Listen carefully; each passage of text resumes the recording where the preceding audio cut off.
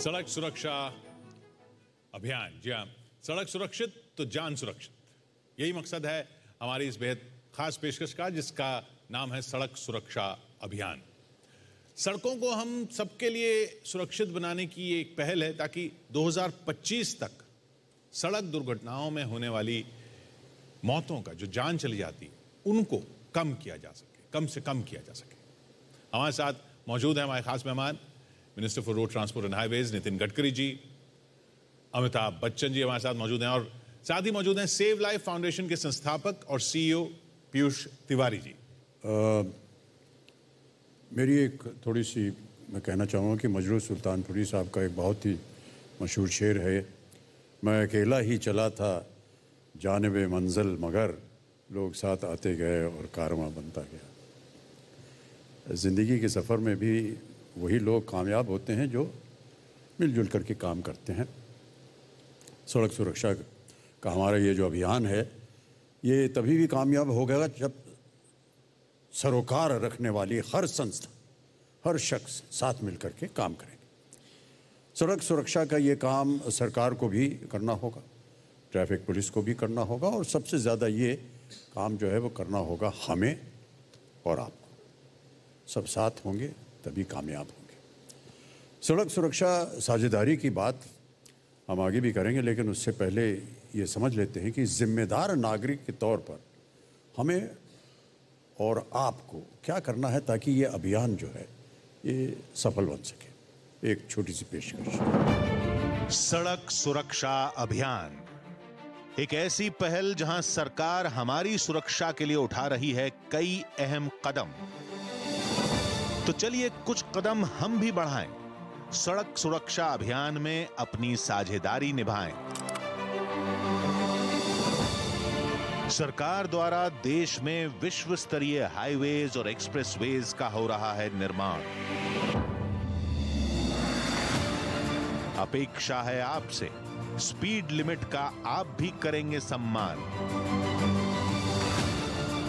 Seat belt सिर्फ आगे ही नहीं, पिछली सीट में बैठे यात्री भी लगाएंगे। अब बिना चाइल्ड सीट बच्चों को सफर नहीं कराएंगे।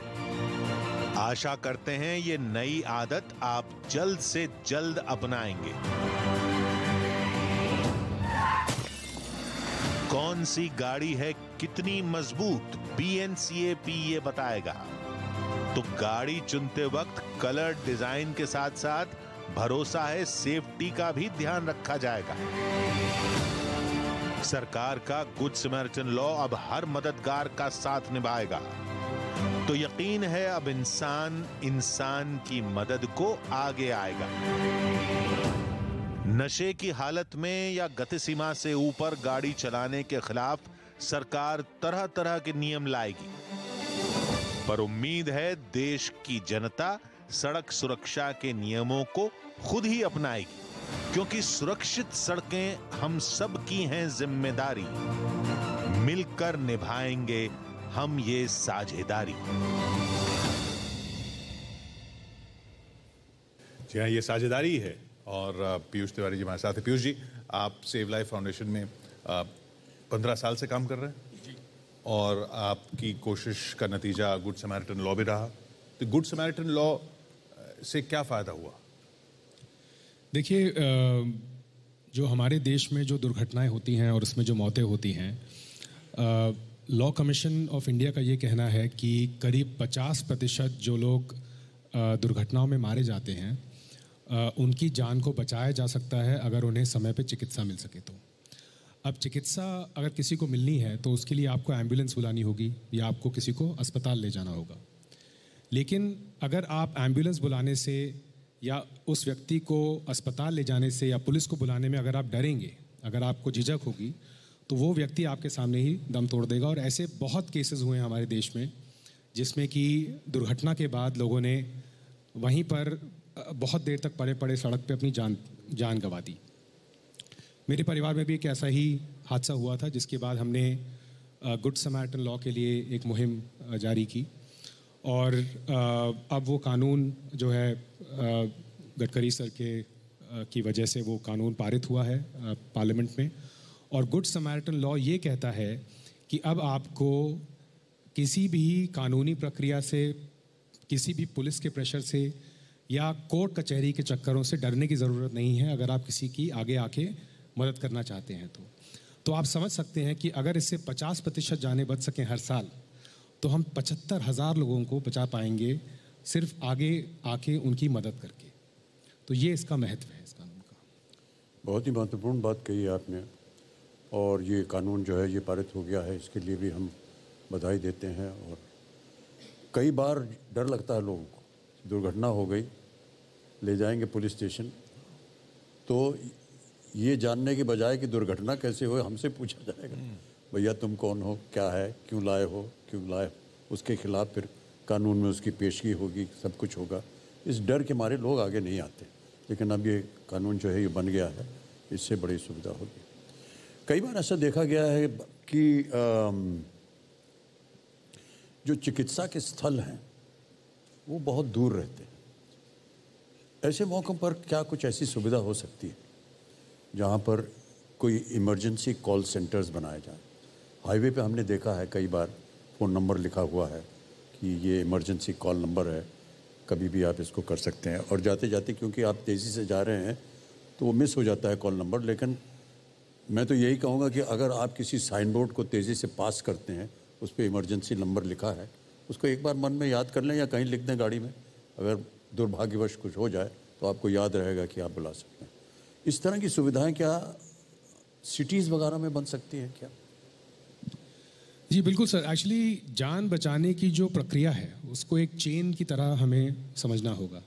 तो अगर आप किसी की जान बचाना चाहते हैं तो एक नंबर होना चाहिए जिसको कि आप फ़ोन कर सकें, जहाँ से मदद स्टार्ट होगी।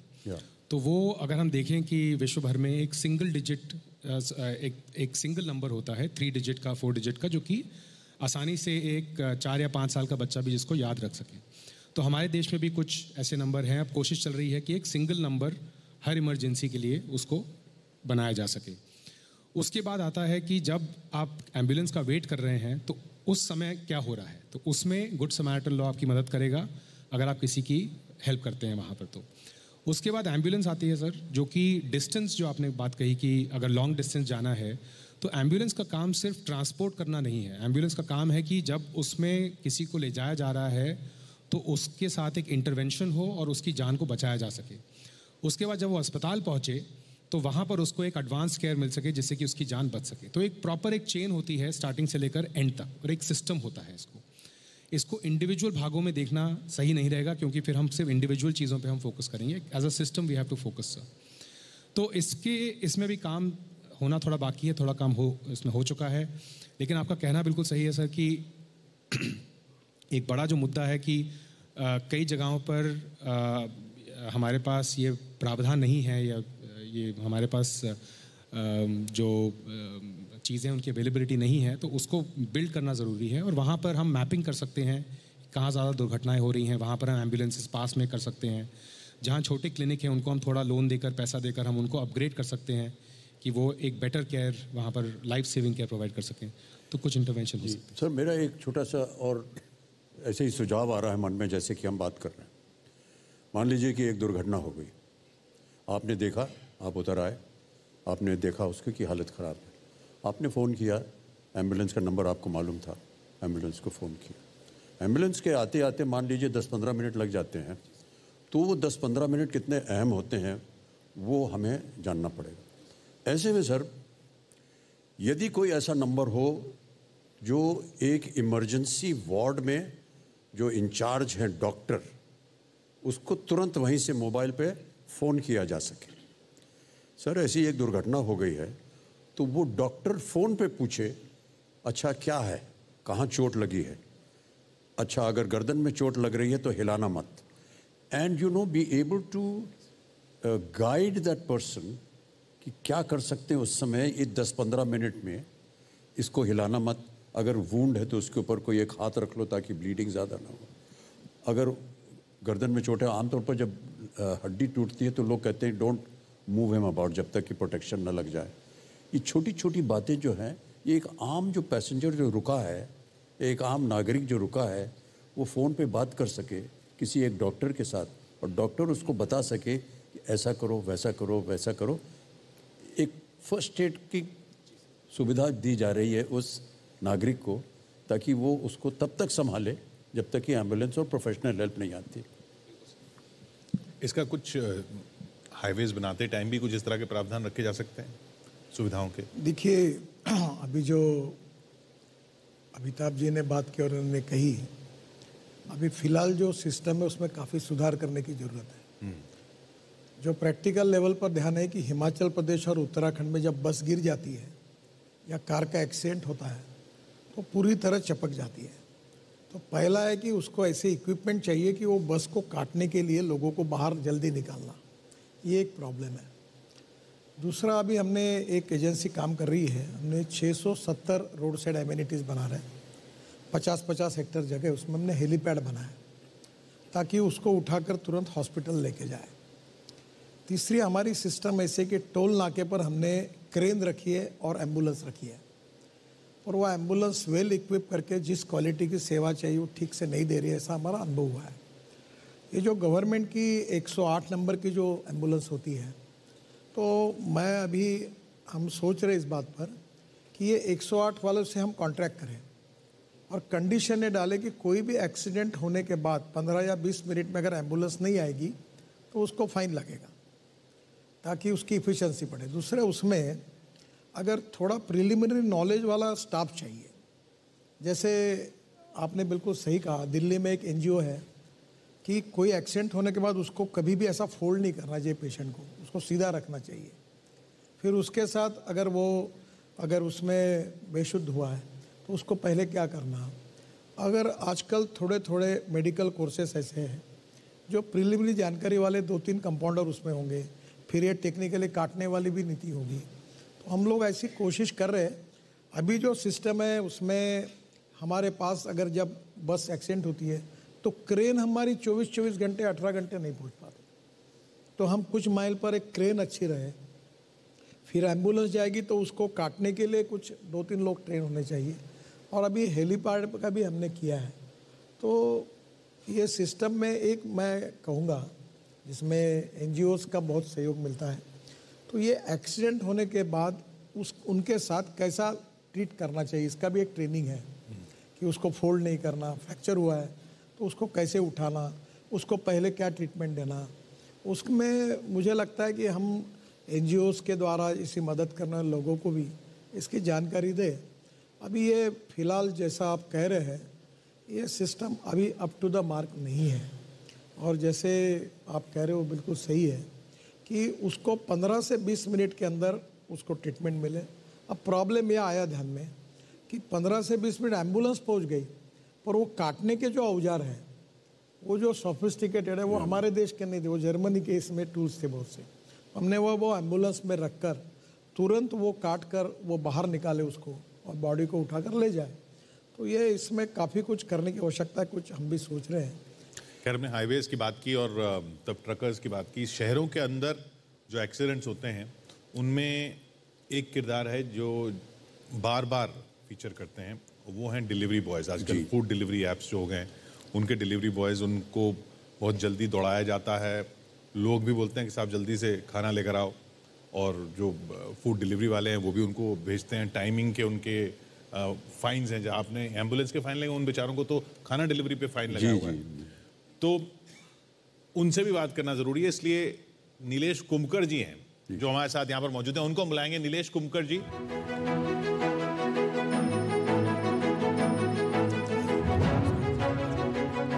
तो ये सही है जो हम बात कर रहे थे? बहुत सारी पाबंदियां होती हैं आपके उसमें। बराबर है सर, क्योंकि कई बार हमने देखा, हम जा रहे होते हैं और आप झट करके इधर से उधर से निकाल करके जाने की कोशिश करते हैं। मैं समझ सकता हूँ उस बात को, बाकी लोग नहीं समझेंगे शायद। इसीलिए आज आपको यहाँ हमने आमंत्रित किया है कि आप अपनी दुविधा बताएं, क्या परेशानियां होती हैं आपके जीवन में। सर, क्योंकि अपन टाइम पे ऑर्डर नहीं पहुंचा दिया ना, तो फिर एक बार क्लाइंट कस्टमर रहता है वो ऑर्डर कैंसिल भी कर देता है, नहीं तो बाद में हम लोग को फाइन लग जाता है। इसके लिए टाइम पे ही पहुंचना पड़ता है सर। तो टाइम पे पहुंचने के लिए ट्रैफिक नियम तोड़ने पड़ते हैं? कभी कभी एक बार हो जाता है, ऐसा तो डेली तो नहीं हो जाता है, कभी कभी। अगर आपने कहीं ट्रैफिक तोड़ दिया है, नियम को तोड़ दिया, और आपको पुलिस वाले ने पकड़ लिया, आप बताते हैं क्या उसको कि मैं डिलीवरी वाला हूँ, अब मुझ पे फाइन हो जाएगा? हाँ बोलता तो है। उनका स्वभाव कैसा होता है? नहीं नहीं, वो लोग भी ठीक से बात करते हैं, क्योंकि वो लोग को भी पता रहता है कि ये लोग का डिलीवरी का काम है। अपन ये लोग को 50 रुपये मिल जाएगा तो उसके ऊपर 500 रुपये फाइन मार के कुछ फ़ायदा ही नहीं है ना सर। लेकिन प्रेशर जो कस्टमर होता है उससे ज़्यादा रहता है या जो कंपनी है उससे ज़्यादा रहता है? नहीं नहीं, कस्टमर का प्रेशर ज़्यादा रहता है, जल्दी आ जाओ करके।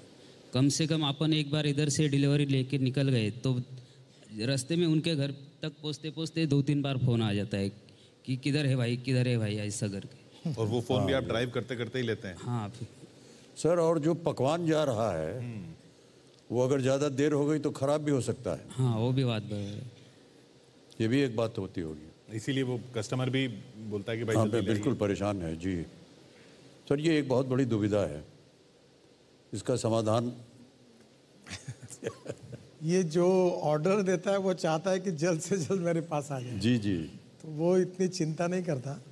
पर जीवन की सुरक्षा को देखते हुए एक आधे बार बहुत ही वर्स्ट केस में फाइन हुआ तो भी चलेगा, पर अपना लाइफ सेफ्टी इम्पोर्टेंट रहनी है। चाहिए। एक्सीडेंट हुआ, हाथ पैर टूट गया, वो जीवन में बड़ा होगा। जी जी हाँ। वो समझकर फिर गति रखनी चाहिए तो अच्छा होगा। ये जैसे डिलीवरी बॉयज़ 2 व्हीलर पर ही होते हैं, तो क्या ये भी नहीं देखा जा सकता है कि इनके जो डिलीवरी किचन्स हैं वो क्या प्रॉमिस कर रहे हैं? वो जो आप कम समय की बात है कि आप बोल रहे हो 20 मिनट में पहुंच जाएगा, जबकि आपका किचन ही वहाँ से 12 किलोमीटर दूर है, तो वो कैसे पहुंचेगा? सर, इसके बारे में कोई कानून नहीं बना सकता। इसका कारण कैसा है कि ये बिजनेस कंपटीशन है। अगर ये समय पर नहीं पहुंचता तो प्रॉब्लम है। उसमें एक बात है कि जो होटल में आप ऑर्डर देते हो तो जो सामान बनने के लिए जो समय लगता है वो कम करें। कभी कभी इनको पहुंचने के लिए 10 मिनट लगता है और वहाँ सामान मिलने के लिए 15 मिनट लगता है, पर अल्टीमेटली ये बिजनेस प्रोफेशन में उनके अधिकार हैं, इसके ऊपर कोई कानून नहीं कर सकते। पर एक ज़रूर है कि ये जो अभी एक अच्छी बात हुई, क्योंकि मैं इलेक्ट्रिक व्हीकल को बहुत आग्रह कर रहा हूँ, तो बड़े बड़े कंपनियों ने अभी अपने इस प्रकार के डिलीवरी के व्हीकल पूरे ई-व्हीकल बनाए। तो ऐसे ये जो विशेष रूप से होटल रेस्टोरेंट को काम करने वाले लोगों के लिए रिफ्लेक्टर्स कुछ अलग प्रकार के, और इनके शर्ट पर एक कोई साइन ऐसा हो लग जाए कोई, तो ये करने से अवेयरनेस बढ़ेगा और एक्सीडेंट होने की संभावना कम हो जाएगी। तो ये किया जा सकता है। बाकी कंपटीशन है बिजनेस के, कौन पहले पहुंचाता है जी हाँ जी, तो उसके ऊपर उनकी ये भी है, यानी बिजनेस भी डिपेंड होता है, तो उसमें कोई बंधन डालने में थोड़ी अड़चन आएगी। तो ये तो सब अपना काम ये कायदे कानून के साथ अंजाम दे रहे हैं, अपनी सुरक्षा का ख्याल भी रख रहे हैं, लेकिन इनकी सुरक्षा के लिए 2 और लोग भी जिम्मेदार हैं। एक वो जनाब जो इनकी कंपनी चलाते हैं, यानी इनके मैनेजर, और दूसरे वो लोग जिनको ये खाना पहुंचाते हैं। देखिए भाई साहब, आप लोग ऑर्डर जल्दी पहुंचाने के लिए, डिलीवरी वक्त से पहले करने के लिए इन पर कतई दबाव न डालें।